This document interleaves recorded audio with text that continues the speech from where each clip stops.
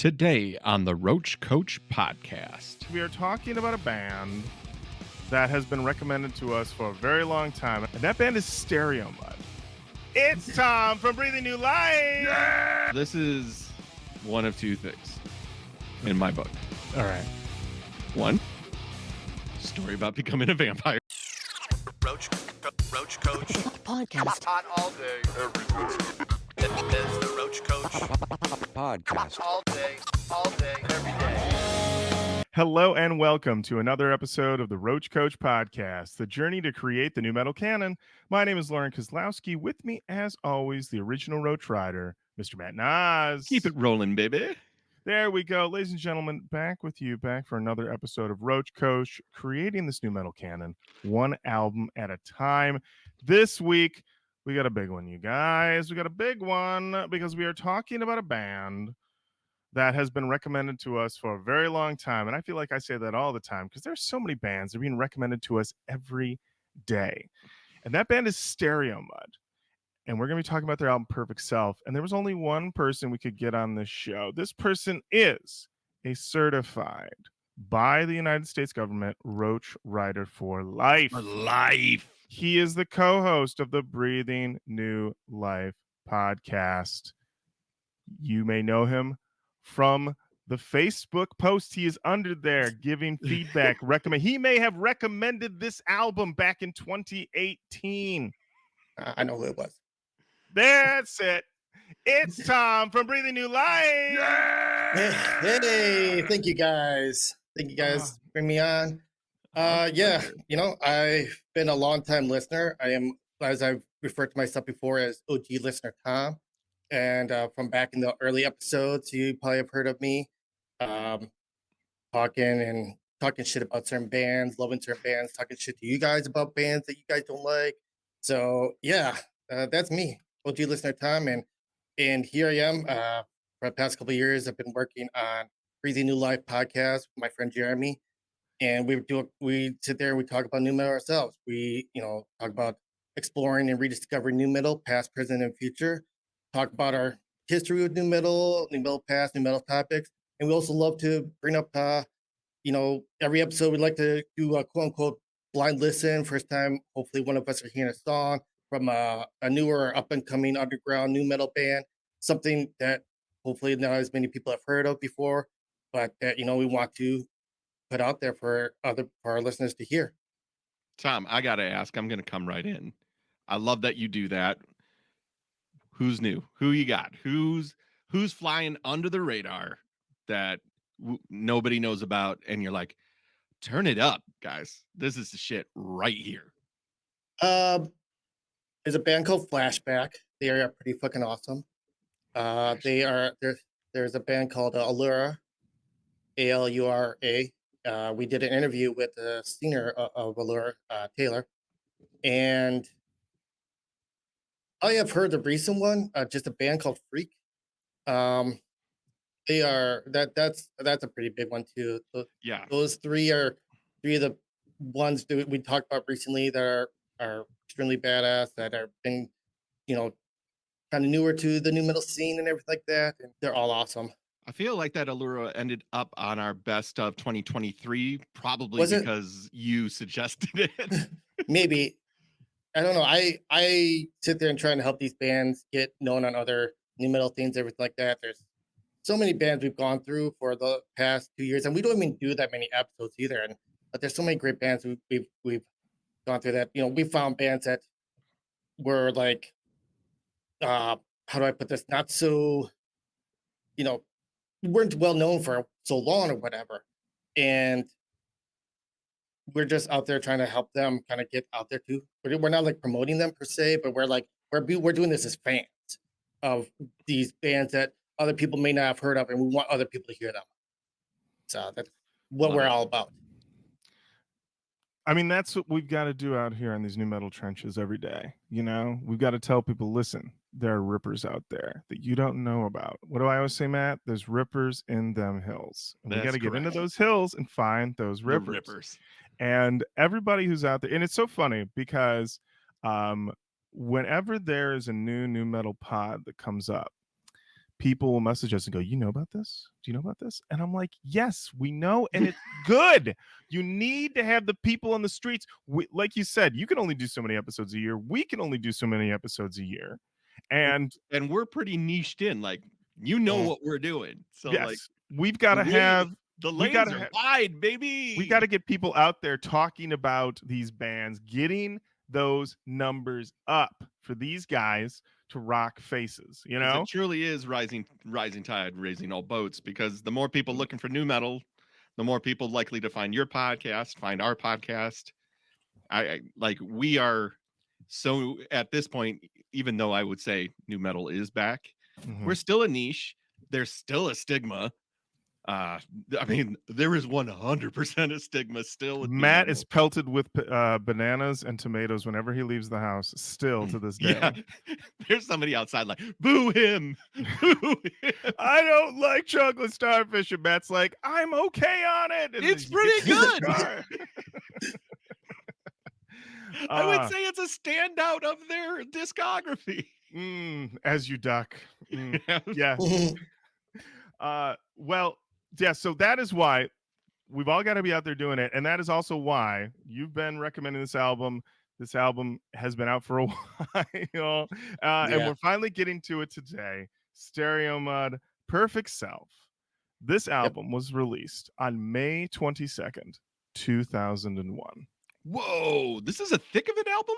This is a thick of it album, Matt. Just This when is I think we've done every album in the thick of it, 20,000 more pop up. Matt, when you think about the thick of it and you think about what that means on a very literal level, thickness indicates density. Okay. In depth. And depth. We're not even halfway through that cake. All right. This is if we want to use this as a cake metaphor, man. Well, we are now. We are now, and I can tell you that there are many layers. Okay, you get through the frosting, and you're like, "Oh, is this just an all chocolate cake?" And you're like, "Nope, there's more in there. You got to cut down further." And then it's like, "Oh, this is a dry kill logic cake. Keep going, bro. Keep cutting." And now we're at the layer where we're at the Stereomud part of the Stereomud. cake. Yes. So Tom, we'll start with you. You've been long pushing for us to do this record. What is your history with Stereomud? It's kind of funny. Stereomud, I probably don't remember hearing them too much when they were an active band back in the early 2000s there. And so they were kind of under the radar even for me. But like I would say about 10, 12 years ago, somewhere around there, is where I started to kind of have my like love for nu metal kind of start to reignite. And I started just going on the internet and searching for nu metal bands. And I was especially a bigger fan of a lot of those like lesser known B tier, C tier type of bands and everything like that. I mean, bands like Spine Shanking and Nino and stuff like that. So it wasn't just all about Korn and Limp Bizkit. It was about a lot of these other lesser known bands and everything like that. And I came across Stereomud on a blog. With this guy actually kept like a blog of just like, all different kinds of nu metal bands and everything like that. So I just started going through them, and I found Stereomud. I listened to Stereomud, like, okay, yeah, awesome. This is one of those bands that I didn't even really know or as well now up until well after the nu metal was kind of into its death spiral there. So yeah, that's mostly my history of Stereomud. Not a whole lot to go into, but yeah, well, when we get into the album, you'll get to hear more about my thoughts on it. Beautiful, beautiful. Matt, do you have any history with the Mud? I will say that I have seen this album cover a trillion times. Like, from the Best Buys to the used rack to the record store I worked in, I have seen Stereomud has been omnipresent. Like Apartment 26, it was absolutely one of those albums that was out there in the world. Now, I probably know the single because it is one of those band names that it's just like, this is by Stereomud. I definitely remember that, but at this point in time, I feel like I'll be hearing this with new ears. Okay. I can tell you that I did not really have any history with Stereomud. I heard this all with very new ears when I did my listens. I do know that back when the coach went to Rockin' Pod 2018 in Nashville, Tennessee, our good friend of the show, Scott Bowling, was there with the lead singer of Stereomud, Erik Rogers, and we did briefly talk with him. He's a very nice man. And I know, Tom, you had sent me an interview that Erik had done with Scott Bowling on his show.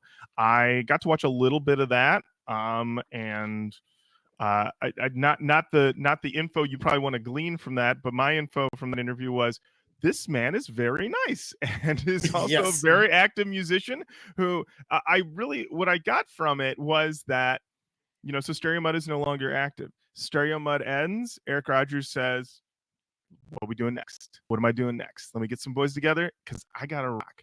And then he moves on. Next project. I got to rock there. The man is a constant rock machine.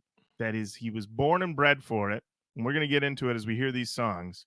The man was made to rock, and that is his life. And he is just continuing rocking to this day, which I think is great and very admirable. Let's go through who's in Stereomud on this album. We have Erik Rogers on vocals. We have Corey Lowry on bass and vocals. We have Joey Zampella on guitar. John Fatarosu, if I'm saying that right, on guitar, and Dan Richardson on drums. Producers on this record, we have four people listed: Don Gilmore, Rick Parashar, and Howie Bino, with co-production by Corey Lowry. I really wanted to bring up this Howie Bino. Yeah. Matt, do you happen to recognize that name by any chance? I mean, I'm just wondering. Benson is usually No. the Howie B I think of, but No. Howie Bino, I do not know. I think you'll find this interesting. Howie Bino was a member of Ministry. He did keys and programming in Ministry on the Psalm 69 album. Holy shit. Yeah, for real. I looked it up. I'm like, wow. But he, left the band, I think, in 93 or something like that. And he's been doing, obviously a lot of different musical production since then.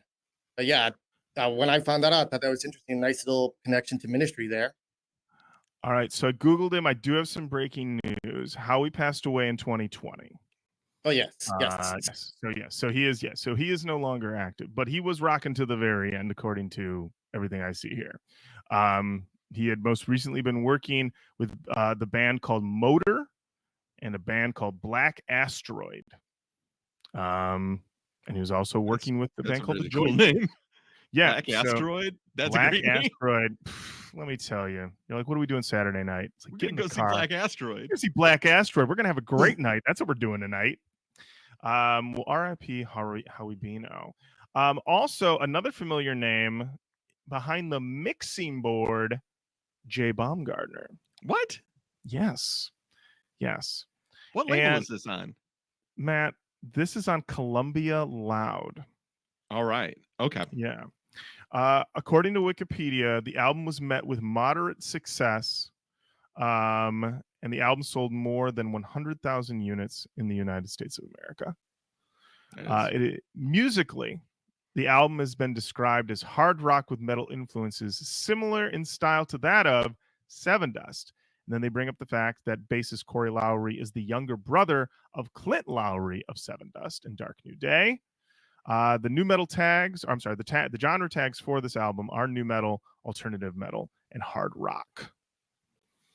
And one of the songs was featured in the soundtrack for the video game ATV Off-Road Fury 2. I did have that game for my Yes. PlayStation 2, I want to say. Okay. Whoa, All right, Matt. look at that. Wow. I love these. I little forgot, features. they've added all these things when you make certain gestures. So Does anything happen when I do the metal? think Nothing happens so. with the metal horn. Yeah. If I do this. Oh yeah. Great Well, distraction. Yes. So I have a physical copy of the album here.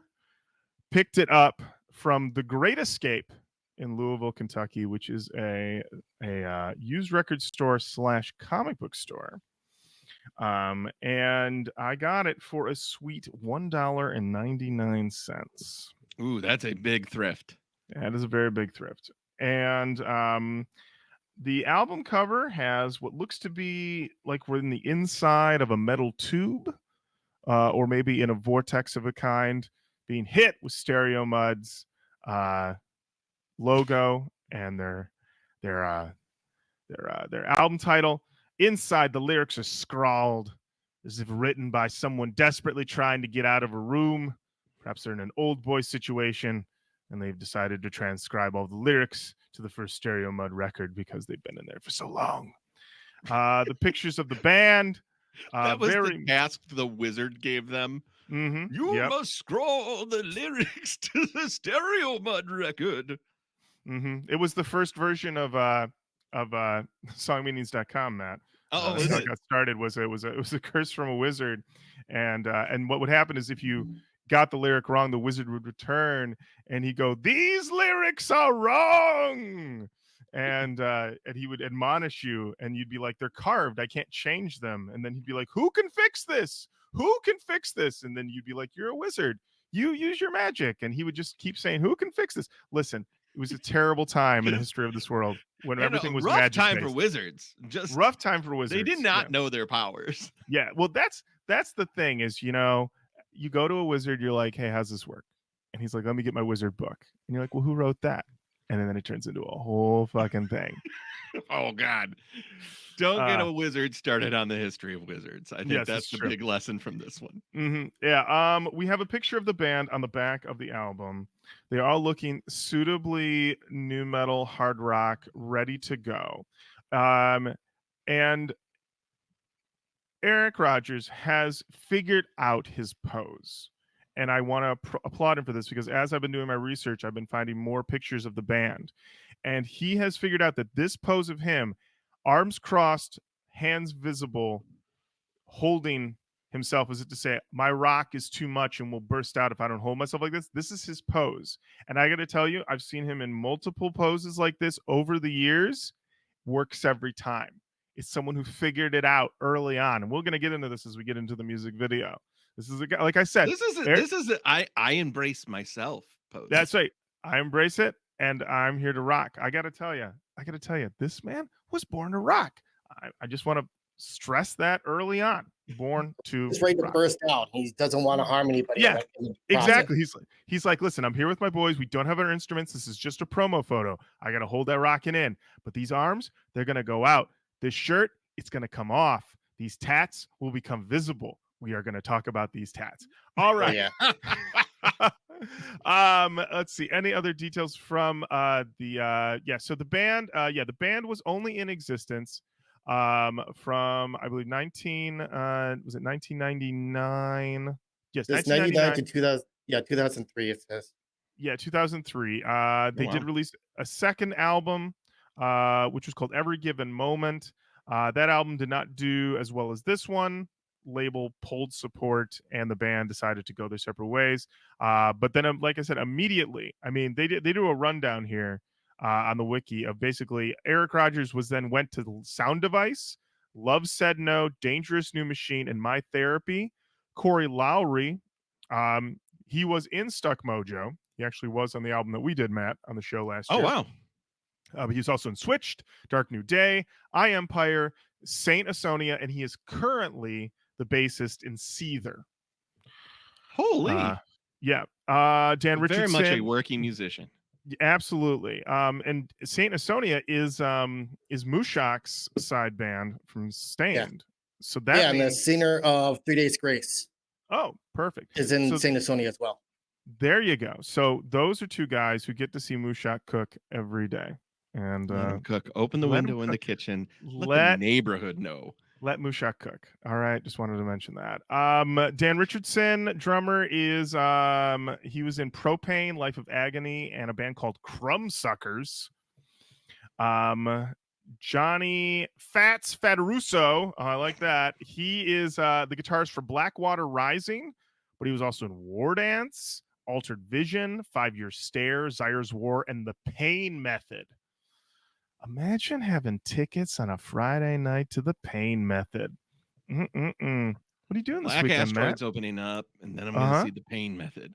Oh man, that sounds like a hot night. It sounds like a hot night at the machine shop, to be quite honest. I'm very much a machine shop. If it were 20 years ago, it'd be a hot night at the Hayloft liquor stand. Joey Zampanella, he is currently the guitarist in Life of Agony. So honestly, these are guys who are committed to the rock and roll lifestyle. Road Dogs. Road Dogs. They did not leave Stereomud and say, "Well, I guess that's it. Time for me to go off, do something different, become an assistant principal, manage Kinkos." No, these boys, they said, "Give me that axe, give me them sticks, give me that mic, because I got to rock." And that's honestly, I might be teasing too much, but that's what's going to happen on this record. We about to get rocked. We about to get rocked. I think that's perfect. I think it's perfect time to get into this album. The first song is an intro into the actual first song, which is called Leave Back Up. So I gotta tell you, for a little bit of context, this was my album follow-up to spending a month listening to that Linkin Park album and to Guns N' Roses Chinese Democracy. So when I heard this, I was like, a true gift. This is what I needed in my life. I needed some pure, uncut 2001 nu metal. I needed it straight into my veins. I needed the yells. I needed the chunky riffs. And I needed a lyric like, "I'm tired of hiding my hate inside from you." And then saying, "Get away, run away, stay away." That's nu metal, baby. And I remember listening to it going like, nu metal is back for me personally right now. This is what I needed as a person who's just trying to get through the day. I put this thing on in my car and I was like, pedal, you going straight to the metal. You going straight to the metal. Palate cleanser for you, buddy. You know, it really was. Tom, talk us through your feelings on Leave Back Up. I think it's pretty good, like decent opening song. Maybe not like, your quote unquote hot open like you guys like to talk about. It just kind of starts to really give the audience a taste of their sound of what you're gonna hear for the rest of the album, right? And come on, I mean, like, as far as like nu metal attitude, like what the hell is more nu metal than telling you stay the hell away from me, get off, get off me, get away, back up, I mean, seriously, just go. I don't want to deal with you no more type of shit, right? I love that. Yes, absolutely. I mean, I wrote the whole thing. Back up, back off. You're always pushing me. You're right on top of me. What do you want from me? Let me tell you, is there a more nu metal sentiment than what do you want from me? And you're right. It is a confident open. It's a strong open, but it's not the hottest open. And it is setting the tone. Like, this is what you're going to get. But spoiler alert, it's going to get better from here. They did not decide to put their hottest track to start. They said, let's set a tone, but we got more heaters to come. Matt, did you want to push this song away or did you want to bring it closer? I'm going to tell you right now, while I was hugging myself in my hug pose, I was feeling this. And what I was also feeling heavy Disturbed. I was feeling that like, you've got the kind of the stupefy, push it for me, that type of like staggered build, got the get back up, back off, huge, but song does exactly what it's supposed to do. I know exactly what's happening here. Good, clear statement of purpose from the band. Get the fuck away from me is a nu metal as fuck statement. I'm here for it. I'm enjoying what they've got. This is a straight ahead rocker. I have no issues with this. And they were able to stay away from Buttsburg. Like a couple of tweaks and we would have been drifting towards the butt. Because of the aggression, they got it back into the new. So yeah, that is the thing that early on I was like, is this going to get a little bit of a And crack on us. are we going to see those sweet But- cheeks? But the thing Yeah, a about it little is, whiff, yeah, but little whiff of butt or not? Just yeah, just just a whiff of butt, but you don't get it because it is that aggression is there, and and that might just be the difference is that when you get more aggressive, you pull your pants up, you cinch your belt because you might be having to throw. All right. Yeah. When things are a little looser, then the pants are going to drop a little bit. everybody knows the best butts are smooth. That's it, Matt. There was only Tell Jenny that's a new epitaph from me. Oh, perfect. Yep. Update Matt's epitaph. The best butts are smooth. Matt Nas, here he lies. There was only one comment on songmeanings.com. It's from Smacked by Godsmack, who said, "This song is badass. The meaning obvious." You said it. Sure. You said it. Straightforward. Back up. Get off there, Back man. Absolutely. All right. Let's keep it rolling. Next up, the song Don't Be Afraid.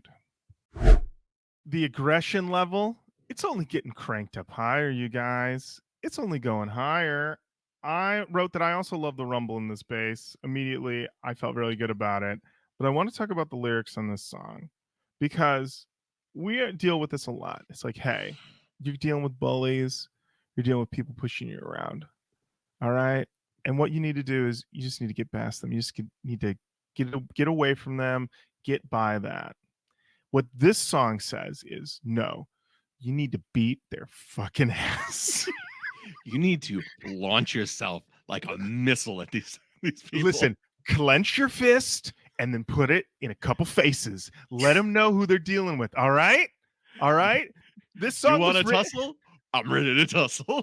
I've been waiting for a nu-metal song written by Sean Connery's character from The Untouchables. Okay, I've been waiting for a song that's like, we do this the Chicago way. That's They the bring a knife, Chicago you way. bring a gun. You know, like, all right, okay, all right. You know, Korn's always like, oh, I wish we could beat these guys up, but I just feel so sad about it. Stereomud's like, time to throw. Get your boys. Get your boys. It's time to throw. We ain't stepping down.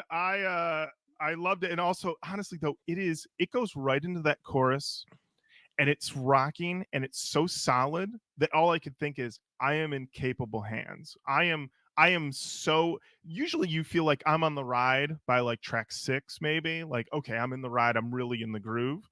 By this song, I'm like, oh man, Stereomud have it. They have it. They know exactly what they're doing. And they're giving me a song on track 3 that's like, time to whoop some fucking ass. So I was like, yeah, let's do this. I love it. Tom, how'd you feel about this one? Oh, this is like a pretty just like, I don't know, just a straight rocker, right? You know, what else is there to it? Like, it is, like you said, you know, don't be afraid, stand up, whatever, for yourself, all that stuff, right? But still, just like tone wise and everything like that, it's just, yeah, it kind of just pick you back up and get going and get ready to face the day again, right? Don't be afraid. Absolutely. Face the day where you beat the ass of every person that has ever wronged you. Absolutely. Yes, exactly. Matt, I know you're getting your enemies list together now that you've been empowered by this song, but before you go out to exact vengeance, how did you feel about it? Well, first of all, I need to get on my ATV immediately. There or my motocross bike and just, I gotta show the competition what's up. You could hang a shelf on that bass riff. That I love that stuff so much. Perfect amount of rattle, perfect amount of low end. Love bass lines like that.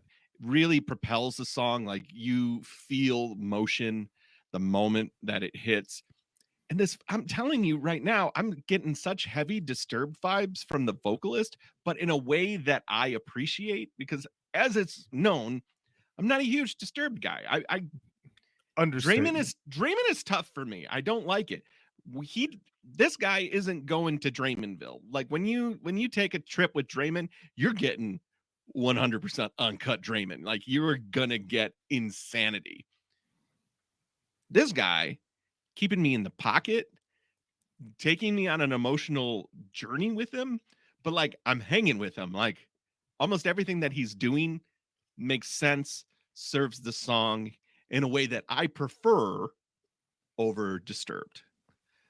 all preference, baby. But like, yeah, I'm as you said, Lorin, I'm on the ride. Like I definitely see where these people be Stereomud. I see where Yes. Stereomud's going with this, and I like where they're going. Absolutely. A little tech info for this song and Leave Back Up are the two songs in the album produced and engineered by Don Gilmore. Don Gilmore, you may know from a little album called Hybrid Theory. Okay. He pressed some buttons, moved some knobs on that one. Only one comment on songmeanings.com. Once again, it's from Meta for You, who says, very simple message in this song, but some good advice nonetheless. Great advice. Go out there and whoop some fucking ass. You're right. You're right. let's just get out there, get them boots on, and get to stomping. Get to stomping. All right. Up next, we have the first of many interludes into the song Old Man. So this is the first song where I really, really heard the Seven Dust of it all. Really heard that in the vocals. But it seems like, and Tom, I want your feedback on this for sure, is it seem like it's a little bit more intense than a Seven Dust? Like Seven Dust, I feel like is like a half step slower. Seven Dust wants to get a little bit more groovy and not so right up in your face crunch all the time. And I feel like Seven Dust like to really set a mood, while Stereomud's like, we are here to crush, we are here to rock. And that is like, but it's like, it's almost like a by millimeters thing almost. What do you think about that? Yeah, there is some comparison to Seven Dust and some of these tracks we'll hear. And this one, I can see where you're going with that. But like, it's weird. For me, it doesn't quite carry the same energy as a Seven Dust song. And so it doesn't quite like hold up as well in the same way, but it depends on like what point in Seven Dust you're listening to. Cause I mean, like when it comes to like this band overall, they're kind of like, this album's kind of like the cousin to like say Animosity or something like that. Like this is like some weird kind of like Nu-Metal Family type of deal, Nu-Metal Family reunion. You got songs like Old Man, and then you got like what was I gonna say? But you got like, things off of like Animosity or something like that are comparable in my opinion. But yeah, I understand what you're seeing. Like they kind of get a little bit more, I don't know, a little bit more of a hold in their music, I guess, or in Old Man versus something you might get out of Seven Dust or something like that. Right? Yeah. It's one of those things where, because I was listening to it, and when I initially did my first listen, my first thought was, are we in a we have Seven Dust at home situation?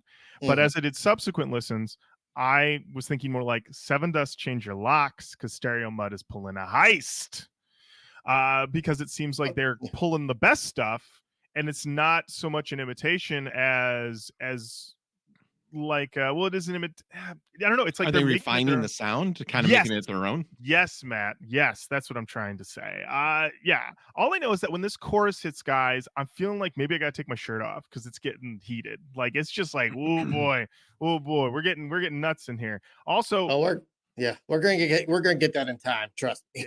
Yeah, and I also wrote my notes that while the chorus is very Seven Dust, the music just makes me think these boys are road dogs. This is the type of song you take out on the road. And yeah, I very much enjoyed it. I wrote great song, and also that this seems to be possibly a song about euthanizing someone. Once again, Stereomud, take it one step further. Matt, how'd you feel at Old Man?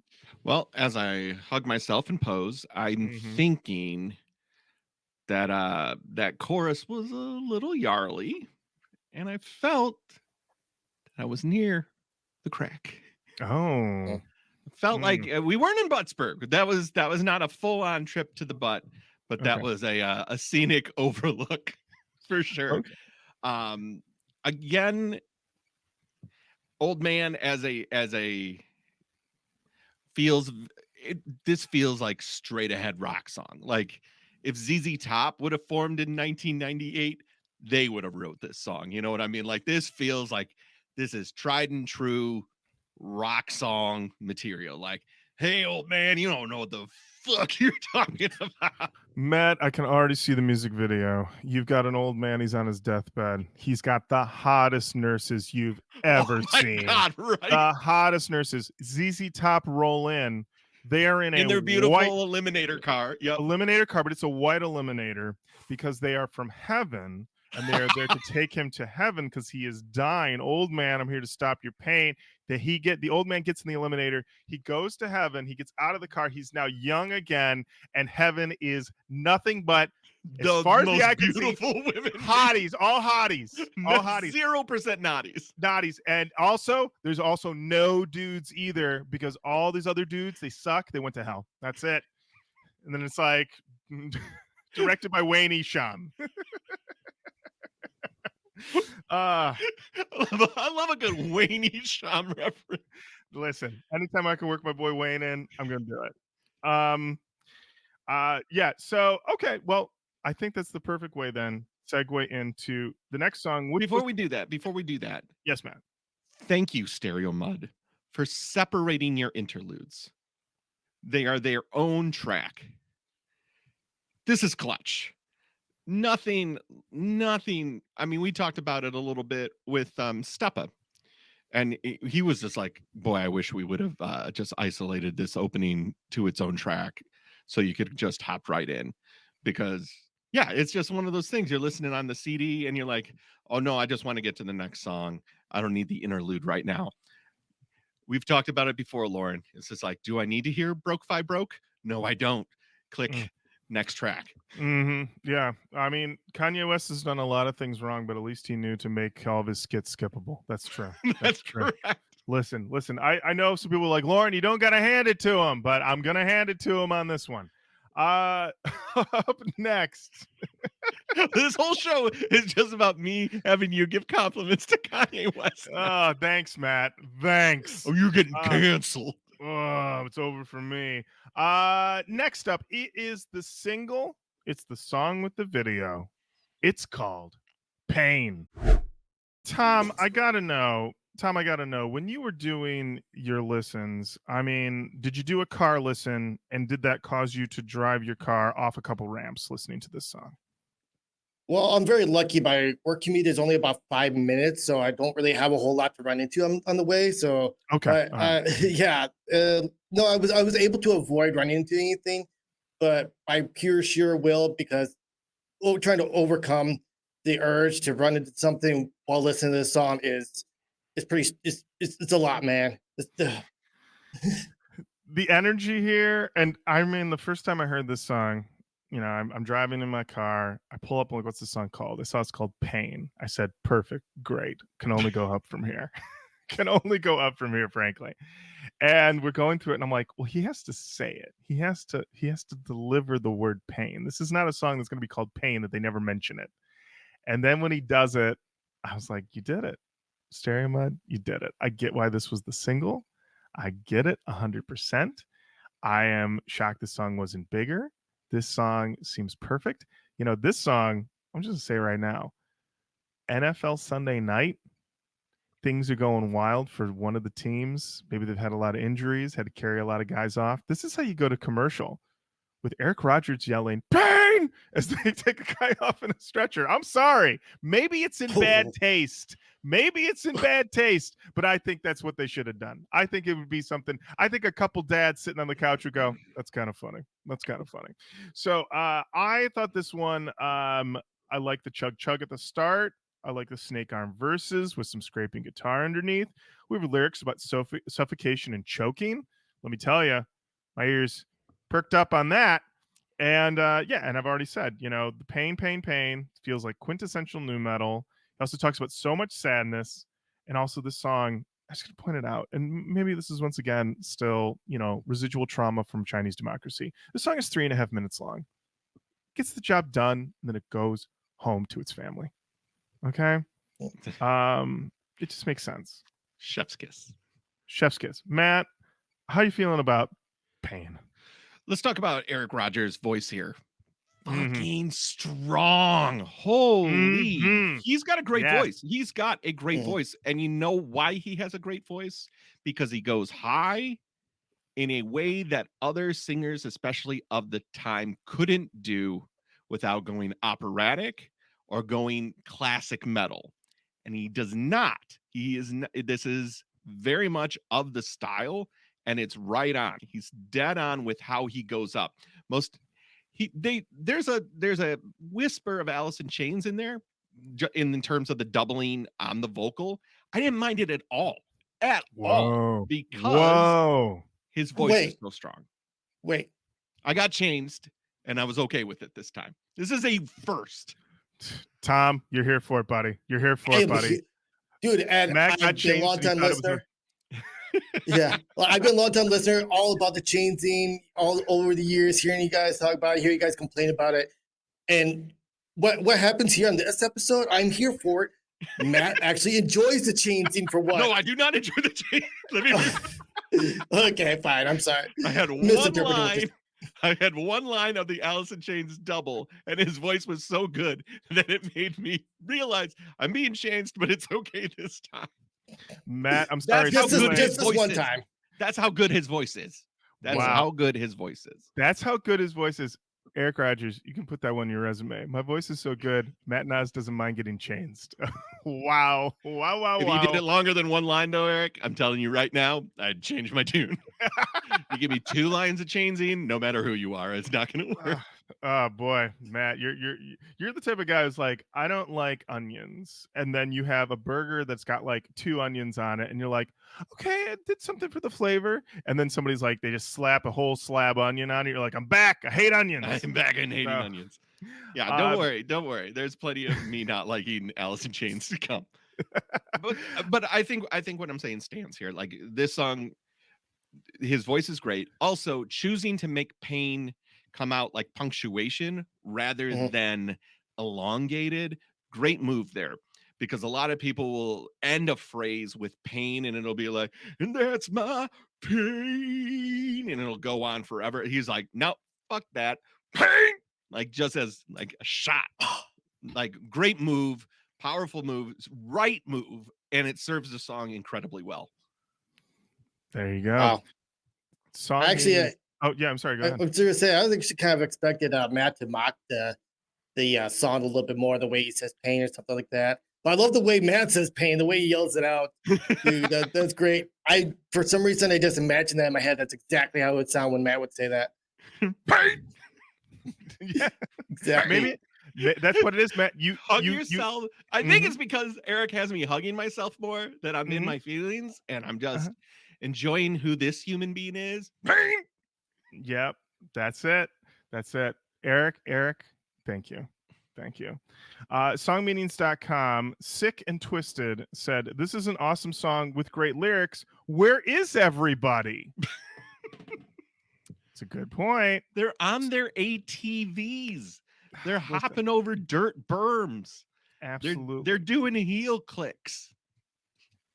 That's not what that trick is called. But I like that though, the heel clicks. I believe that's a tap dancing thing, but no. Also do your heel clicks when you're on your ATV. You wear your tap shoes for both. Jay Sugar said, I'm in love with this song. Winky emoji. Oh my. What are you trying to say, Jay Sugar?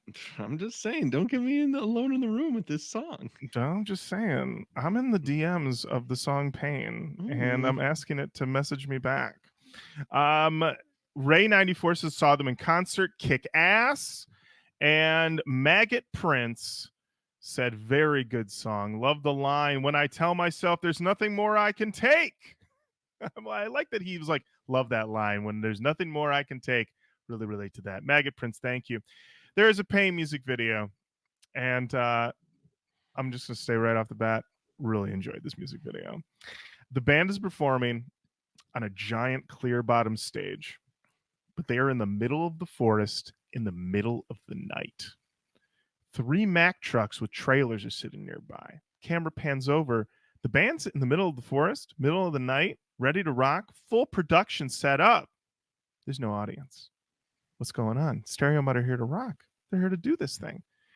Mack trucks backs open, out comes streaming an unlimited amount of young people with flashlights who have all been crammed into these Mack trucks. Their mission?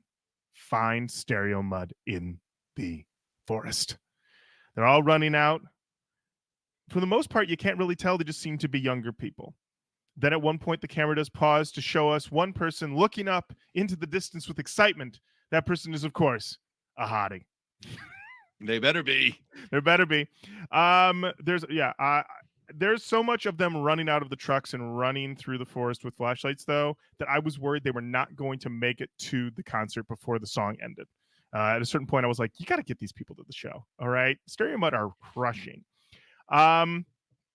The band is doing all the moves: jumps, spins, crouch down to jumps. Erik Rogers, so many facial piercings. He rolled in and he said, give me everything you got. Give me everything you got. And they gave him everything he got. He starts off and he's wearing a shirt, but the shirt is unbuttoned in this way that lets me know this shirt's not long for this world. It's got to go. It's got to go. It's got to go. At which point he takes it off and the camera gives him the full back red dragon reveal of this skeletal back tattoo that I was like, pause YouTube. What do we got going on here? What is happening? Also, I don't want to say this thing was like 180p perfect preservation, but this is a pretty well preserved 2001 music video. So I could really make out what everybody was doing. This back tattoo, tremendous.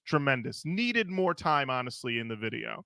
And the edit's a little weird because then they start cutting after he takes the shirt off, then they cut back to him with the shirt on, and then the shirt's off again. And I was like, and I know, Tom, you're nodding your head. Once the shirt's off, it's got to be off.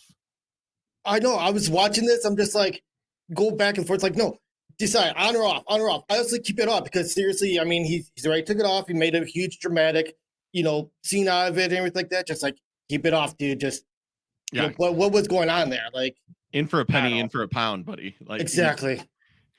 Yeah, because once that shirt's off and you see that back tattoo, you're like, let Rogers cook. All right. The only move at that point is to have somebody on the side put a cape on you. That's the only thing you could put a cape on at this point. You could James Brown it, but you can't put the shirt. No capes. Yeah.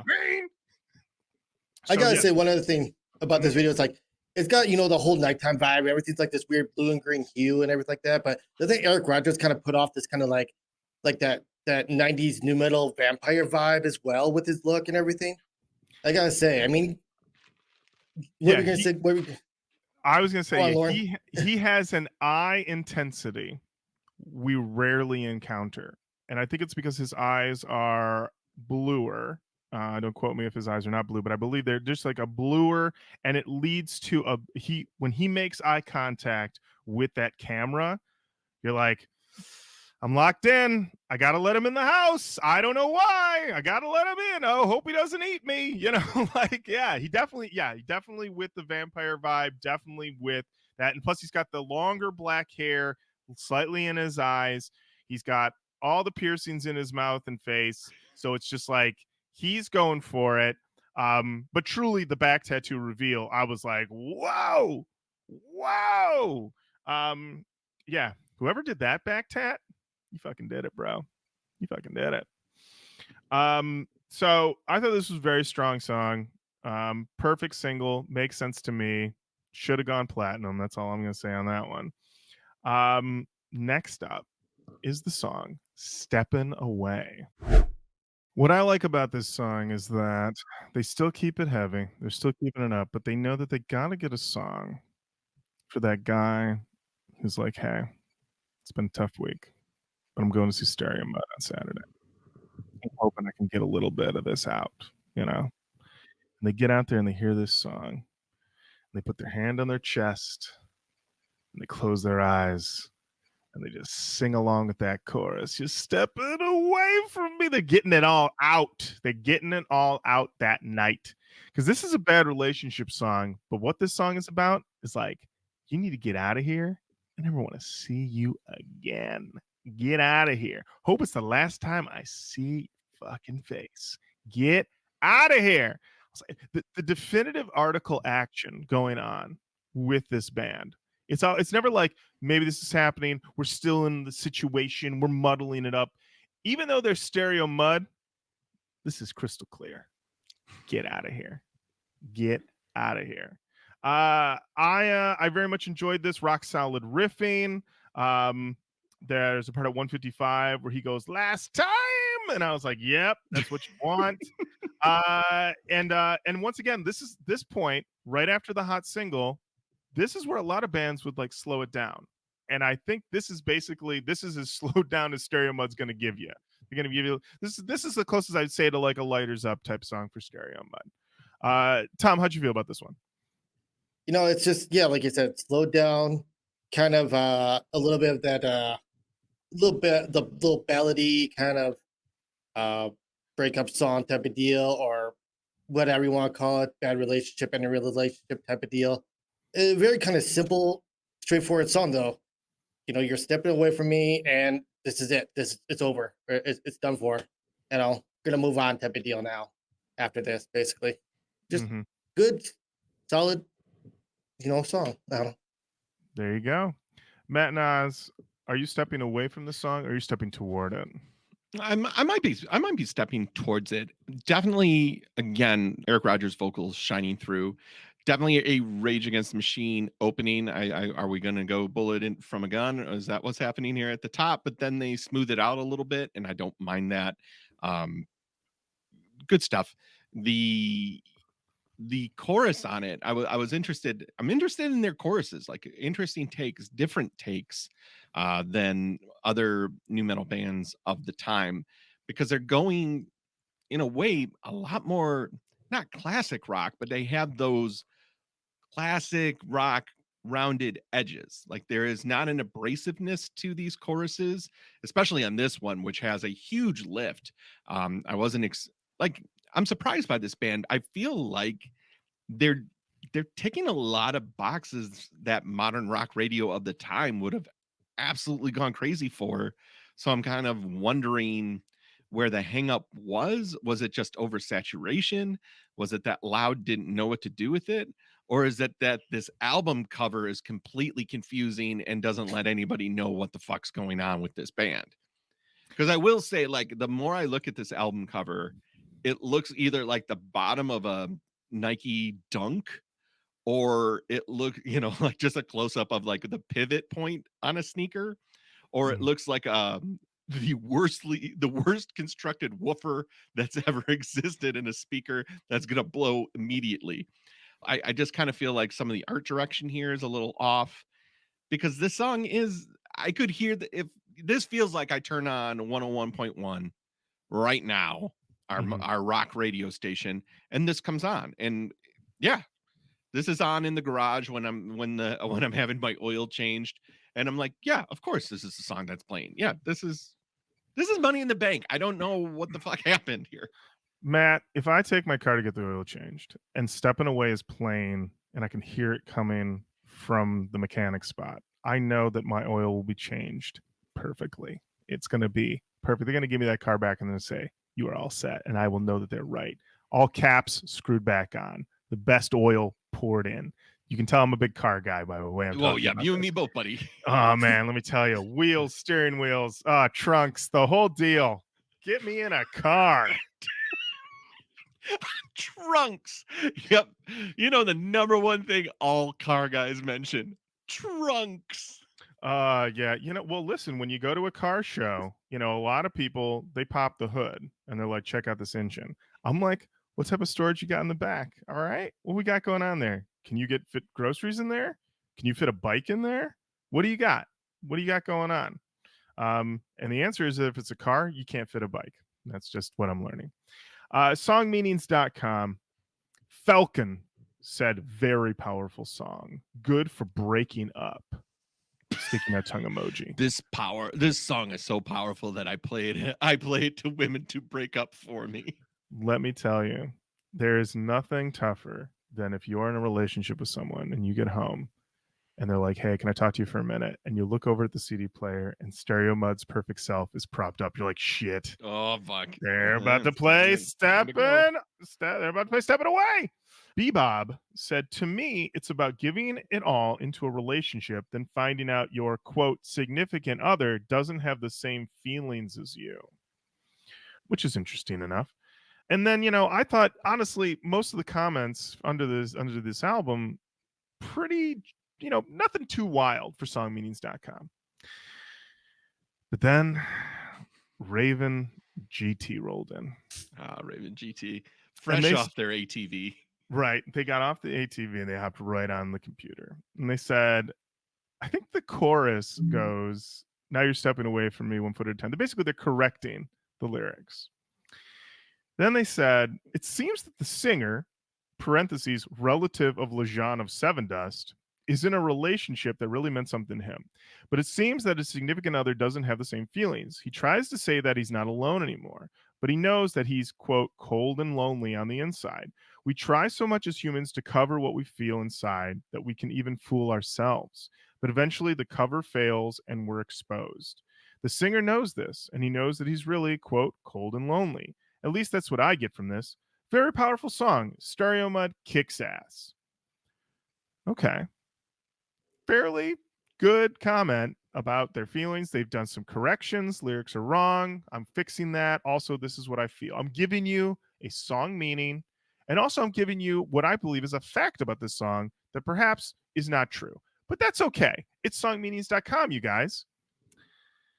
That's July 1st, 2002. July 6th, 2002.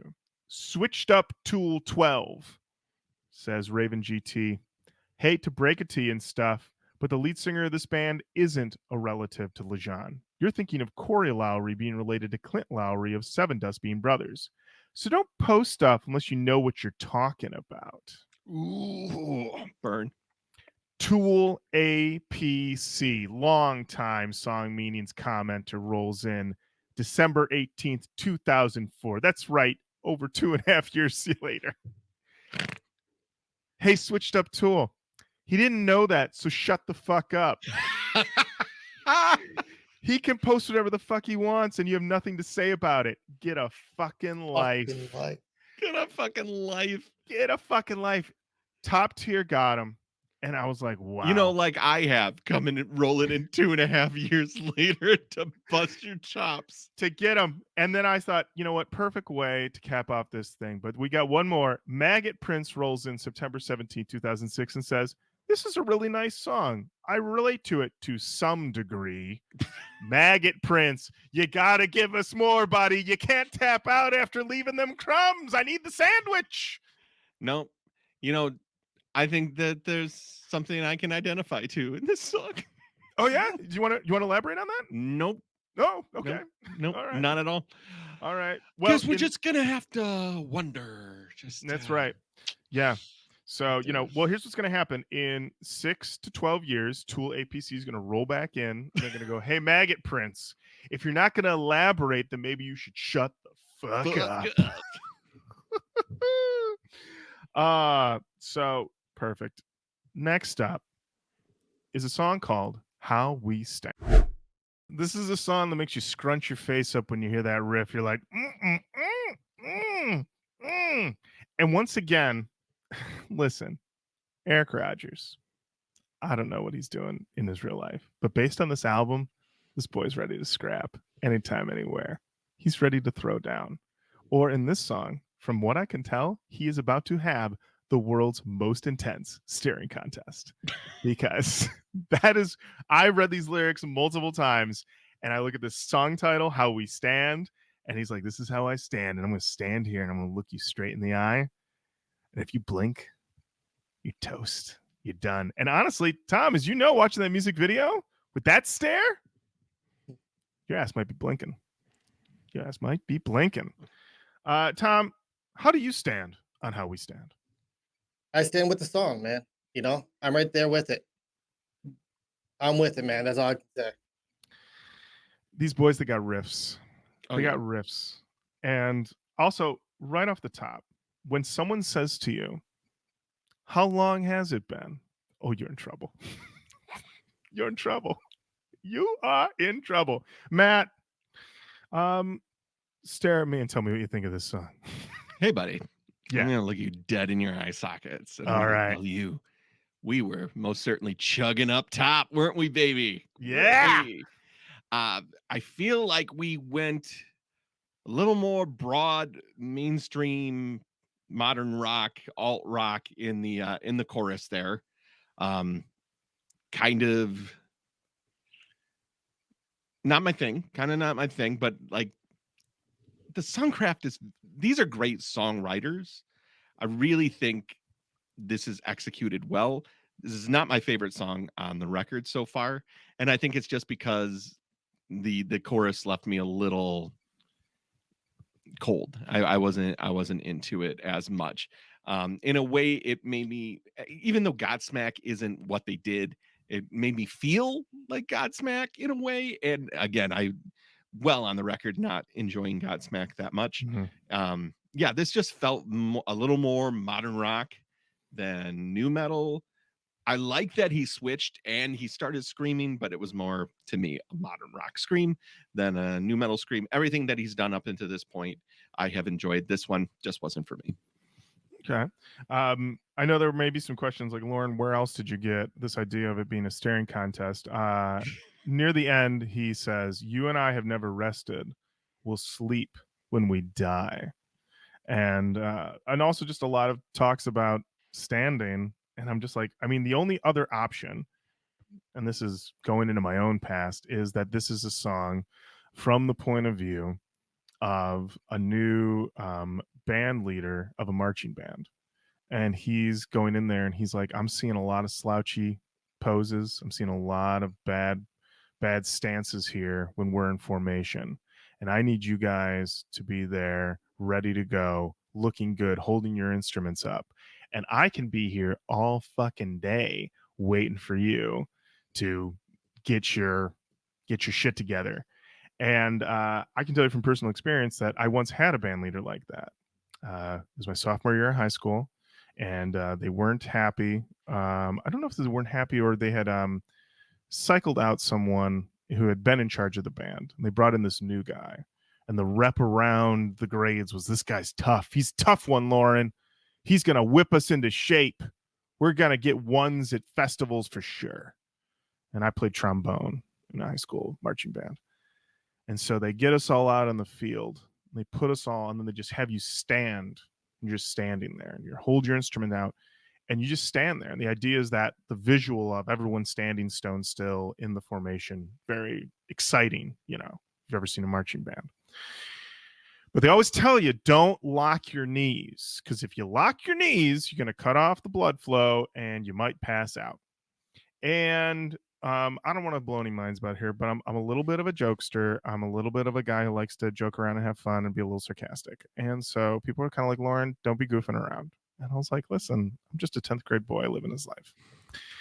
And we're standing there, and the guy has basically just put us in, and he said, we're just going to be standing here for, I don't know how long. We're just going to be standing here. And it's like the summertime, so it's a little hot. And my vision starts to get a little wild, you guys. And I say to my buddy Gerard, who was standing next to me, I said, I think I'm not feeling well. I don't know. I think things don't feel good. And he goes, stop fucking joking, like through gritted teeth. He's like, don't joke about this, Lorin. Don't joke. And I was like, whatever. And then, guys, blackness, it consumed me. Darkness consumed me. And I woke up on the ground and looking up in the sky.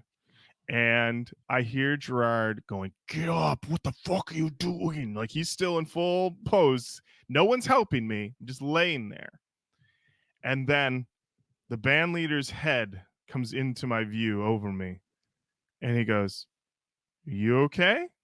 And I said, yeah, I think I passed out. And he goes, okay, well, I'll take a 10-minute break. So we all get a 10-minute break. Everyone's like, were you fucking faking? Were you faking? Were you joking? Were you faking? I was like, no, guys, I passed out. They had to give me water. It was a whole thing. I got to tell you, though, when I woke up on the ground, I'd never felt so relaxed. I got to tell you that. Waking up from passing out like that, it was beautiful. Not saying I recommend it, but I'm just saying in that moment it was fantastic. And you guys, that dude quit. We got a different band leader. You make How one soon guy after? pass. I'm talking like the next day. He didn't come back. That's right. One dude. That dude was like, "I'm gonna be the hardest you've ever seen." One guy passes out. He's like, "Oh no, I went too hard. I don't want to get sued. I'm out." So I guess it's a pro tip too. If you're someone who listens to this show and is still going to be in a marching band, there you go. A little bit of info about it. So when I listened to the song, I was just like, this could be the point of view of that guy, and it can go either way. If you've got the courage and the convictions of someone like Erik Rogers, who says we sleep when we die, or the guy who briefly ran the band, who basically was like, we're not dying, you guys. 10-minute break. I think it's the perfect time now to talk about the next song, which is an interlude into Down From Here. Oh, guys, I got changed real bad. Real bad, guys. Oh, guys, I wish it was as good as the other one. It was not as good. Oh God, I do not feel good. I've been changed. Oh, not my favorite. Oh no. All All his right. voice couldn't save him that time. Well, there you go, Tom. There you are. Yeah. Full on changing. Matt barely recovering. Tom, how did you feel about the changing and Down From Here? I mean, I'm not as affected by it as Matt is. I have some immunity to that change, I guess. But it doesn't bother me. It's just don't bring me down, man. That's basically all it is. No, I'm sorry. Unfortunately, looks like it brought Matt down. Unfortunately, but hey, otherwise, yeah, just don't bring me down from here, man. I'm up here. I'm above y'all. Don't bring me down. I'm gonna be here. I'm gonna stay here now. That's where I'm at. Yeah, I like that message as well from the song. I thought this one was another one that was like very, very Seven Dusty. But once again, I didn't mind it. I mean, I think we've had, Matt, you can kind of back me up here, that we've had kind of like an up and down relationship with Seven Dust on this Certainly. show. Certainly. We do have some songs in the canon from Animosity, but I don't believe we have any full albums I don't think so. in the canon. But this one, once again, I was like, okay, I'm enjoying this. It's very Seven Dusty, but your reference points could be worse. I, of course, have complete immunity to a chainsing. I embrace a chainsing every time I can experience one. So I had no problems in that regard. I did think that the verses were better than the chorus on this song, and that you could honestly put the chorus to How We Stand on this song and it would make the song punchier, but it felt like they made a concerted effort to not have that sameness go on, and thus they did more of a drawn out vocal on the chorus, which I did not love as much. I think I love a punchier chorus, at least in regards to this song. I think a punchier chorus would have worked better for me. So overall, not bad. We're in the middle of the album. I'm certainly still on the ride. I'm certainly still not mad about this. I can tell you that, on my 3 listens, I did a Christ God challenge. This one got a car listen, it got a dinner listen, and it got a headphones listen. And, on the dinner listen, this goes great with the pasta. It goes great with the pasta. I'm just going to let everybody know. All right. Some people have asked, what do I do for sauce? I'm still getting it out of the can. I've been admonished for this. Ashley has told me I need to go and get me some make some real sauce. And I agree with you, because that was a thought I had. I was like, I got to get off these cans and I got to go get a little more. I got to get my hands dirty and really kind of make some homemade sauce. So I think that's one of the goals. That's another thought I had, unrelated to the sound of this album at all, but a thought I had while listening to it. Because that's why you do these challenges. That's why you mix up how you listen to it. Different things will happen, and you'll have some sauce thoughts. So those are my sauce thoughts. If you have some recipes that you recommend of sauces, please send them over, roachkoachpodcast@gmail.com. I will try them out. I will give them a taste test. Next up, we've got a song. It's called Sunlight. This is the song in the album where I thought, if Lejean from Seven Dust heard this, he would go, I wish this guy was my brother. This guy really did it on this one. He really did it on this one. This is the one where I felt very much like Stereomud Seven Dust, they could go toe to toe with this song. This song felt very, very strong. This is definitely a highlight for me. The chorus really, really does it. And also, Walls, they're closing in. And I was like, yeah, let's fucking go. Let's fucking go. We got closing in Walls? Absolutely. Nu-Metal, baby. Tom, how'd you feel about Sunlight? It's Sunlight, man. I'm gonna go back to the whole Nu-Metal vampire thing. He's talking about how he never thought he'd see sunlight again. Maybe he's a vampire. He got the cure. He can go out in daylight now and again. He can see sunlight again, right? Ooh, daywalking. Yeah. Daywalker. Yes. Oh my gosh. Daywalker, Erik Rogers. Yes. But yeah, you're absolutely right about how the toe to toe. I mean, like I talked about this already, like this Seven Dust, Stereomud kind of like family tree type of thing coming out, diverging from each other, and it's just there's a little bit of one to one, but like you can kind of feel the difference between a Seven Dust song and a Stereomud song. But if you like one, you probably should be loving the other as well. Yeah, these boys are getting it done. And this idea, Erik Rogers, Daywalker, side by side with Blade. This is listen. I know Marvel has been having some roadblocks on this new Blade movie. I'm just saying, watch the video for Pain. Watch Erik Rogers take his shirt off, unveil that back tattoo. Okay.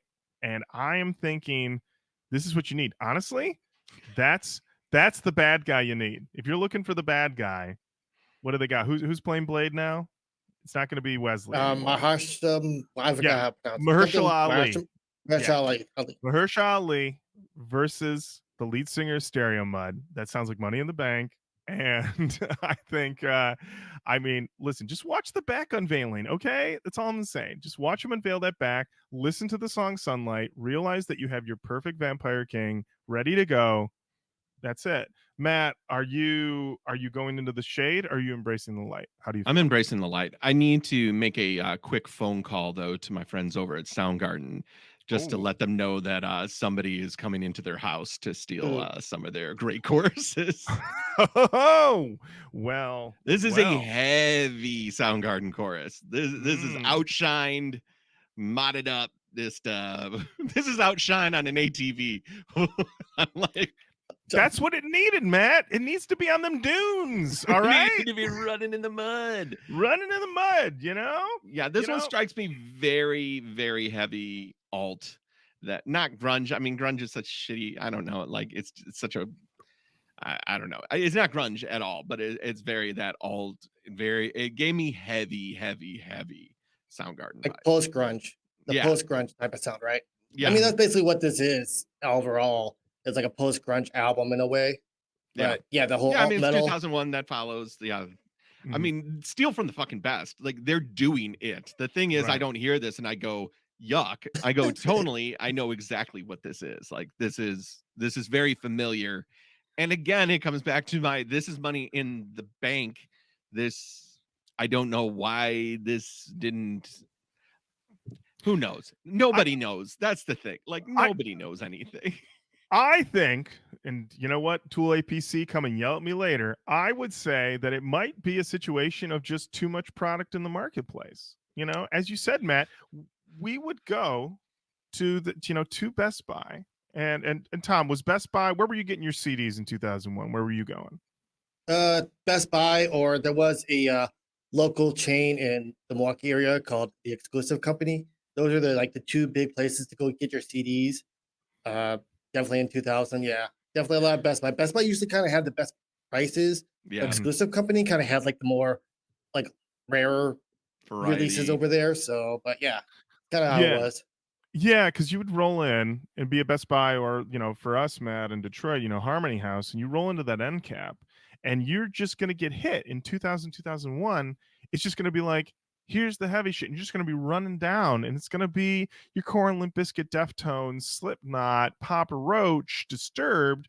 But then you're also going to have your Pressure 4-5s, your Dry Kill Logic, your Stereomud, Switched. All of those guys, they're all going to be taking up that space. And as we all know, when you're 14, 15, 16, 17 over there, you got limited income. Right. And if you don't got the scratch, it's not going to get it's not going to get in your pocket, you know, and you're going to be hearing the bigger bands. And it's just how it goes sometimes, you know.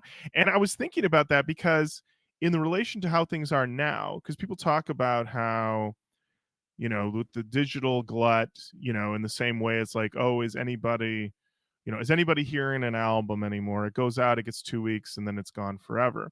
But it does feel like that nowadays, just about every album or every band, it feels like, is both underappreciated and also a cult artist of untapped magnitude. I'll hear about somebody I've never heard of before, and they'll post, they're like, just did an incredible UK tour, and they post like 8 pictures of like packed rooms, and I'm like, who the fuck are you? Who are Right. you? I've never heard you before.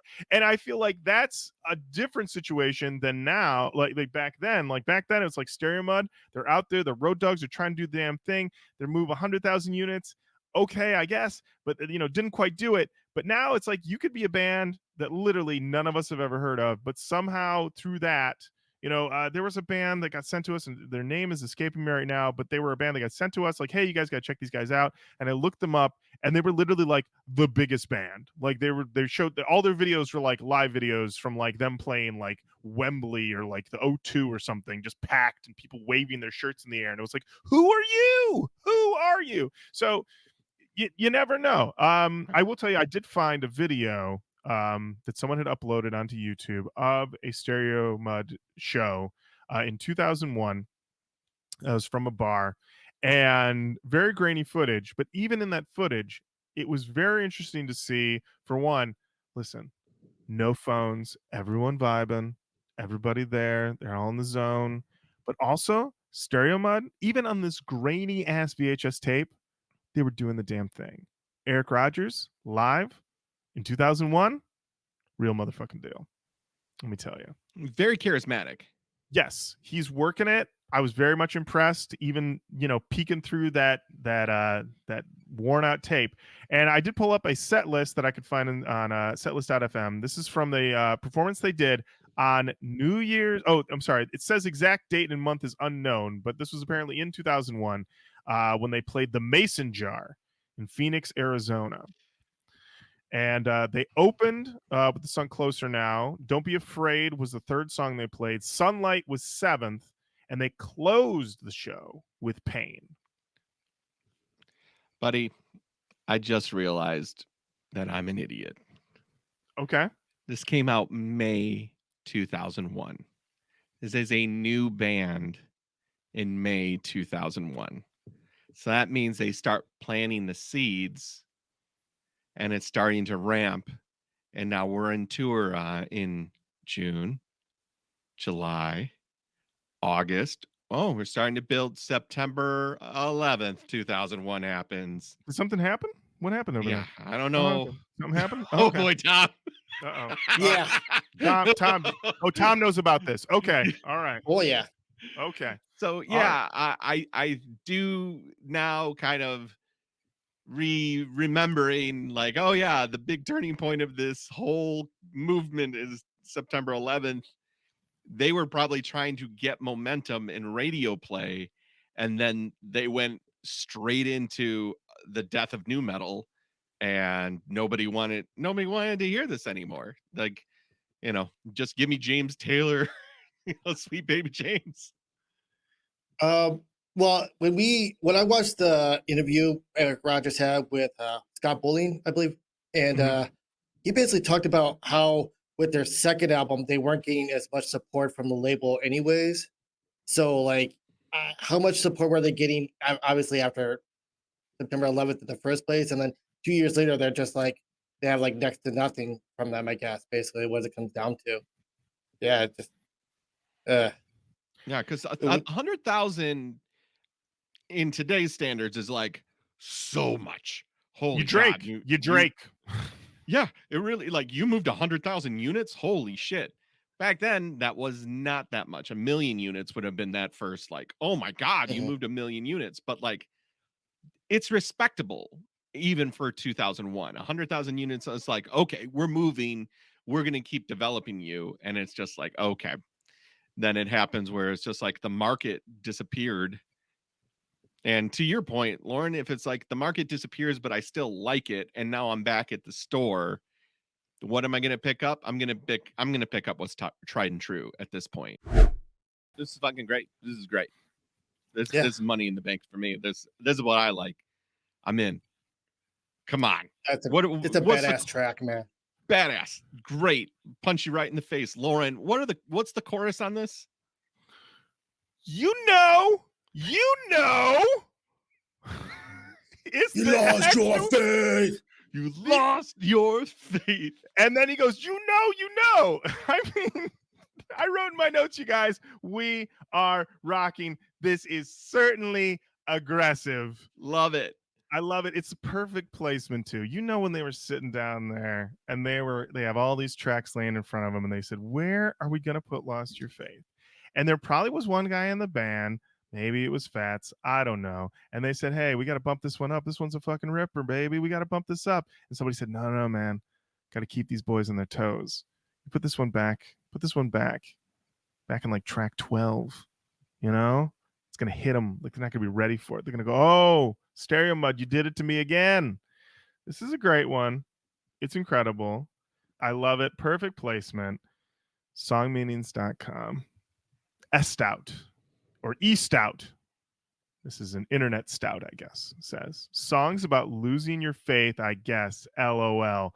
But why has nobody commented on the best Stereomud song? 8 question marks. But seriously, this is their best heavy song, hands down. Anybody who disagrees with me is a friggin' fruitcake that doesn't know rock. Great song. E-Stout. I'm not a fruitcake, and I know great rocks. Great song. Relax, buddy. Relax.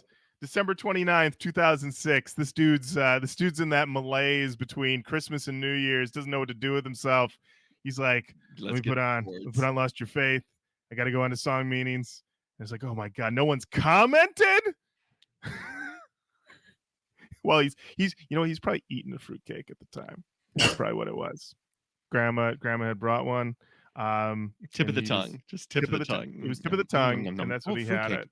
Great insult. Oh, yeah. 2006. My God. Real timely. Boy, oh boy. E-Stout, I hope you're doing okay. I hope you had a wonderful New Year. Do we have anything else to say about this incredible song? So this song features vocals from Nick Coyle, who, if you remember, is the singer of Lifer. Oh, okay. And he was also in Cold from 2017 until last year. So there's like that. This is one of those things where it's a great, nu metal like collaboration and everything like that of the time and everything like that. So I wanted to bring that up, make sure, Yeah, absolutely. Yeah, that's damn, nice Nu-Metal connection. Lifer. I haven't thought about those guys in a minute. All right, perfect. All right, well, next song, it's called Get Me Out. All right. I was not on board. I was like, I don't know. This one feels a little bit, and then dum get me fuck in punch ticket. Yeah, I'm back on board. That's great. That's money in the bank.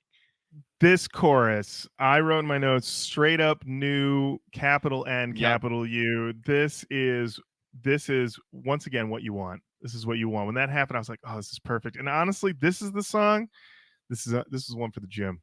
You're gonna get them gains. Ooh, yeah, you got to get them gains. This is a massive, like, we're going for max reps here. Absolutely. Listen, if you got this on, you're gonna. And here's the thing: if you're one of those guys who's a maniac and you bring a stereo to the gym as opposed to headphones, maniac work. But you put this on, there's gonna be at least one guy who rolls up to you and goes, "This that mud?" And you know what that person's gonna be? Your friend for life. Right. They can be fellow maniac. They're going to be spotting you for life. Yeah. Because they're not the person who comes up to you and doesn't tell you, please turn off your stereo and wear headphones, but instead comes up to you and goes, you rocking the mud? Yep. They're going to be spotting you forever. All right. They're going to spot you as they lower you into the ground, friend. All right. That's the friend you're going to make if you play this song stereo at the gym.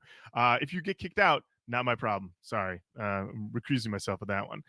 Yeah. Thought this one was top notch. That chorus, unbelievable. Once again, they're spreading out the gems. Yeah, Spreading them out. they Tom. definitely shifted gears. Sorry, Yeah. no, Yeah. Tom, Tom. what we got? So this is one of those ones where you're talking about, who's in whose house here. This sounds like Seven Dust in, within that chorus and everything like that. You hear some of that LeJohn's vocals and some of his choruses on Seven Dust, and like, who's in whose house? Is Stereo in Seven Dust's house, or Seven Dust in Stereomud's house? Who's in whose house? Or is it just one big house because they're all family? Corey and Clint, they're brothers, So, but like I said, man, it's just kind of like that Nu-Metal family thing going on. Nu-Metal family tree. Stereomud and Seven Dust, same roots. Same roots, same tree, same house.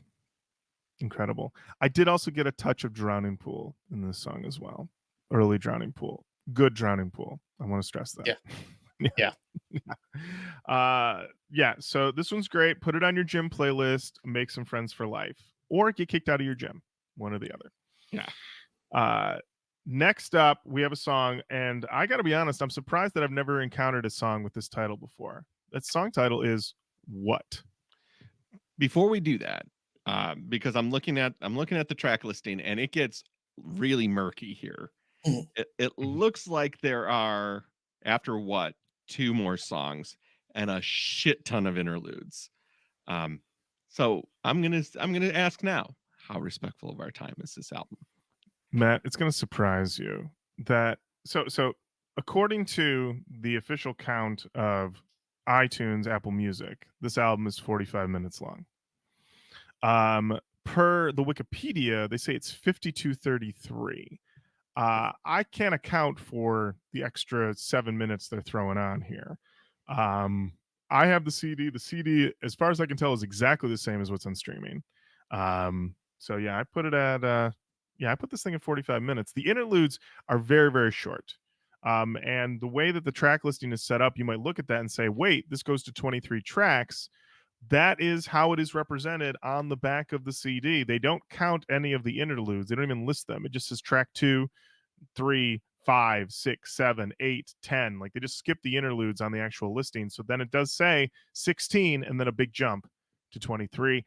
Because listen, when you are Erik Rogers and you are embracing your rockiness, you know that you can put any type of song track listing on the back that you want to do because you have that confidence and you know what you have to give. And that is also to basically hide your interludes. I have a feeling it might have just been an aesthetic choice. We're just like, we want to do these interludes, but why list them? They don't have any names. They're literally just interlude number 1, 2, 3, 4, 5. So yeah, I mean, truly in Spotify, the interludes are listed. They're numbered, and then it has a dash as if this was to the printer. Do not use on package or label. Oh, wow. Well, there you go. Which brings us to our next song. What? What? What? He hides in shadows like a vampire. Like a vampire? Like the vampire Lestat. Okay, listen. I want to say, if you watch the interview with Erik Rogers with Scott Bowling, like an incredibly down-to-earth, nice guy, seems like he's got a very nice life. He's living very normal person.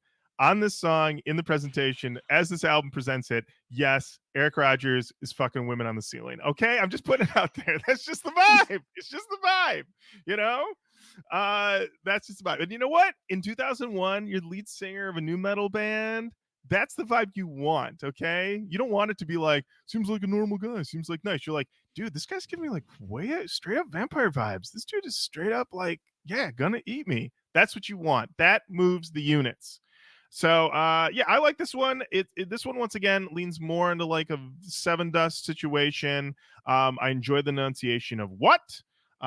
We have some good stomping chug. I wrote The Boys Are Doing the Work. We're late in the album, and I feel okay. Tom?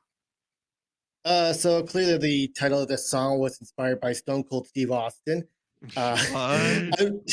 Yeah, exactly. Whenever he would be out during his promos or whatever, and people in the crowd would shout out "what" every time he stopped talking. So yeah, I don't know. I just thought about that whenever I think about the title of this song. And but yeah, this is like a straightforward, solid like 2000s rock song. I mean, to go on the radio station and everything like that. This could have been a single, in my opinion. honestly, this just very straightforward rocker. I mean, not really like hard rock or whatever, but it's just straightforward Yep. style rock. I agree with that. I agree with that 100%. Let's just keep it rolling, you guys. Next up, we have another interlude and the song Closer Now. Don't play games with Erik Rogers. He's figured them out. He's figured out the games. He's going to take you down. You guys, this was their opener. They would open the shows with this. Really setting the stage, letting you know, don't play around with Stereomud. He'll mess you up. Look at this guy. He might be a GD vampire. All right. All right. No, I wrote in my notes, wow, here we are. We're basically one song from the end, and these guys are like, we are not letting up. We are not letting up. We are bringing the heat. The whispers into the drop, the swirling guitar. There's a little buzzing noise that's going on into the chorus, keeping things just a little weird, but not too weird. I wouldn't say Stereomud's necessarily like a weird band in that way. We're not like doing like, discordant like corn noises or anything like that, but they're still doing some interesting things in the production. And I can say that in all three of my listens, you can hear it all. This is Jay Baumgartner. He knows what he's doing when he's behind the mixing board. Yeah, he He does. knows the knobs. He's moving them faders up and down. He knows. So I enjoyed that. Tom, how'd you feel about Closer Now? So what I really like about this song is how it starts off, kicks in with the drums and everything like that, gets a little build up with the guitar, and then it just starts, just going up. It just ramps up and everything like that. Now it does take a little bit of a dip during the verse, but then comes right back with the chorus again. Really good, like kind of back and forth with that. Really good build up, back and forth with verse and chorus. Another solid rocker, man. There you go. Matt, are you feeling closer now to the song Closer Now? Yeah, it was one of those things where that chorus hit and I was like, whoa, they're going for the damn thing. They're trying to do it here. And I'm like, I'm on board still. They write good songs. They write good songs. Absolutely. Absolutely. All right. So this brings us, finally, we have, as you said, Matt, a number of little interludes. I believe 6 interludes, if I have that correct. 6 interludes. 6, 7, 8. Yep, 6. 6 interludes. Yep. And to take us to the final song on the album, the title track, Perfect Self. So this is one of two things in my book. All right. One, story about becoming a vampire. Yes, exactly. or what's Or the other? the everlasting life of Christ. It's one or the other. I would say thematically at this point in the record, I am pointing at one. Right. I am saying that this is a vampire tale. Listen, I want to say more than likely this is probably a song, and we'll get into some song meanings comments about it, but this seems like it's more than likely a song about people that we've loved in our life and they passed away and we miss them. But you could also read these lyrics as the lyrics of someone who has been cursed with the eternal life of the vampire, watching those they love pass away as they age and they continue to live through the decades, through the millennia, and because they are a vampire. And the line seems like in death we all become our perfect self. That's the type of thing that a vampire says to you before it turns you into one of their undead. What are they called? There's familiars. Is that what they're called? If you work for the vampire? Yeah, I'm steeped in that Sires. vampire lore. Yep. Yeah. Oh. Well, Tom there knew? you go. Tom knew. Oh yeah, they're called sires or whatever. Well, when you sire a person, you sire a vampire, you're turning them into a vampire from your blood and shit like that. That's how it goes. I don't think that was covered in Dracula 2000. No. When we did that No. one. I am. No, that was Anne Rice just I was when I was a kid, I remember really into the Teenage Mutant Ninja Turtles. I believe we probably all were. Back in the day, your parents would just be like, "Oh, you like blank thing," and they would just buy a bunch of those things, and they would not quality control it at all. And as I learned was that there were multiple different versions of the Ninja Turtles that you can get. You can get the Ninja Turtles that's in the cartoons and in the movies, or you can get the Ninja Turtles where shit gets way fucked up. And so I remember my dad buying me a bunch of Ninja Turtle comics, and some of them were like Archie style. Hey, here's the Ninja Turtles fighting aliens and, having fun. And then there was another one where the Ninja Turtles were fighting vampires. And it was very wild. And I will never forget that there was someone who was like a familiar. They were like, there was someone who was like being teased with the concept of becoming a vampire, but they weren't yet. So they were working for them. And they were drawn in a very demented way. And they were like, they said something to the effect of, to be dead, to be truly dead would be exquisite. And I remember reading that at like 9 years old and going, whoa, what do we have here? Leonardo stabbed this guy. Whoa, Take him out. Take him out. So yeah, it was that immediately, that memory came back when I hear these lines like that. It seems like in death we all become our perfect self. It could also be about the passing of loved ones and that, and which feels very heartfeltly put. But for the purpose of this show and our consistent vampire themes, this is a vampire song, baby. Songmeanings.com. Maggot Prince back says, this is the song you sing before you die. All caps. Why hasn't anyone commented on Stereomud songs? Great question. December 29th, 2006. E Stout says, all caps, I was thinking exactly the same thing. WTF. This proves that this is one of the most underrated bands of our time. They throw a mix of heavy and soft songs at you with meaningful lyrics. All caps. Fuck rap, it ruined our society. E Stout, what is happening with you? Big swing at the end. You are losing it. This and the fruitcake comment. I hope you're okay, but you gotta get it together, buddy. And we're almost done. Okay. And finally, Stagnate said, yes, Stereomud are a really great band. It's a pity that they're not that big. I really like this song nonetheless. I think that what he is trying to say is that when you're dead, you're now your perfect self because you don't feel any pain or have any of the personality flaws as you did when you're living. You know what? That's nobody can judge you when you're dead because you're dead. When you're dead, no one can say, well, he's not really annoying fucked up anymore. his job today. Yeah, you get. He didn't do what he was supposed to do today because he was dead. It is true. Once you're dead, all of the annoying tics, you're not grinding your teeth anymore. You're not showing up 15 minutes late to the movie. You're not showing up. Period. Yeah, all those personality traits that people found annoying about you, how you always regifted, all those type of things, they're out the door because you're DOA. That's the album, you guys. Perfect Self by Stereomud. Yeah, and now it is the part of the show where we talk about Canon Talk. Talk about the canon. Yes. Tom, you are our guest. We'll start with you. Perfect Self. Well, I'm going to start off by saying I am actually quite surprised how much you guys enjoyed this album. And I'm very glad that I was able to be here for this.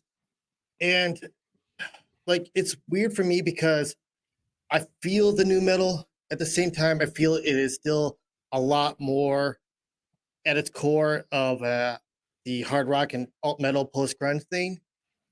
And I will say that if we don't decide to put the whole album in there as Nu-Metal Canon, I won't be upset.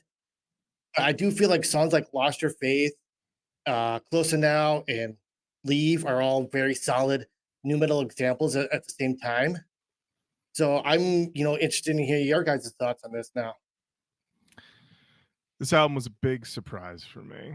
I mean, you have the Seven Dust Sound Alike stuff, but this band is incredibly sturdy. Every listen, a blast to go through. We're rocking, we're screaming, we're crunching, we're chugging, we're vampiring, we're doing all these things that we're enjoying. And like you said, I started to go through and I was like, well, How We Stand and Pain, they've got to go in. But then you've also got Sunlight. I really need Sunlight to be in there. I really think that Closer Now should be in there. We're crunching on that one. I'm like, wait, is that too many? Do we just need to put the whole thing in? Do we need to just get it in there? I mean, Lost Your Faith. There's just too much. Get me out, put it on at the gym, make some friends. So I am honestly leaning right now. I'm like, this is kind of like a little like lost nu metal obscurity. This is one I think people that love the new, that love a crunch, that love a great singer, and love vampires would need to hear this album. So I am leaning towards, I would say, because at a certain point, it's like, what's the cutoff? And then what, you're putting like 8 songs in, but not the whole album? I would say I'm leaning, put the whole thing in. Matt Nass. Wow. Wasn't expecting that, because I'm a little more on Tom's side here, that I do hear the modern rock, the alt rock, the post grunge. But I also do hear the new. There is a lot of new in there, and I do come back to Leave, Back Up. I do go to Lost Your Faith, Get Me Out, and as songs that, that hold up. The way that the way that I Got Changed and Didn't Mind It is canon worthy for Amazing. the whole record. So in that sense, the lost classic aspect of it makes me want to put it in.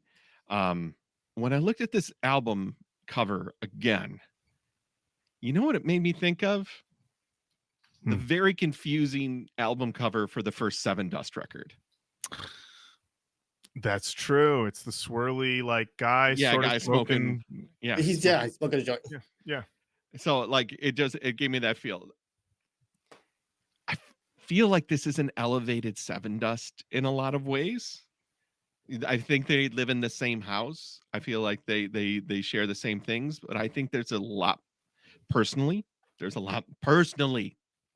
lot more from Matt to like over here than there is the Seven Dust house. I don't know, man. I don't think you can put the whole thing in, but I don't have a good argument why you shouldn't. Other than I think some songs are much more straight down the middle, modern rockers. We go a little bit more into Buttsburg or The Scenic Overlook. And I mean, the 3 songs that Tom stated were the ones that I would have been like, these are the standouts that I would go with. All right. So what were the 3 again that you had, Tom? Leave, Lost Your Faith, and Closer Now were the 3 that I mentioned. Okay. I'm going to say because I feel like Pain is just like a better version. Put it of in. Leave. I'm fucked. Because we're going to cross 3, then it is 4, then it is like an argument can maybe 5 or 6, 7. Yeah, 7. And then it's silly. Like just put the whole thing in. I'm okay with it. I do want it to be stated that there is a lot more. It's 2001, so it isn't exactly that pre-thing that probably it would have been nu metal tuned up. There's a lot of softening of the edges that is in the album, but the album I was shocked.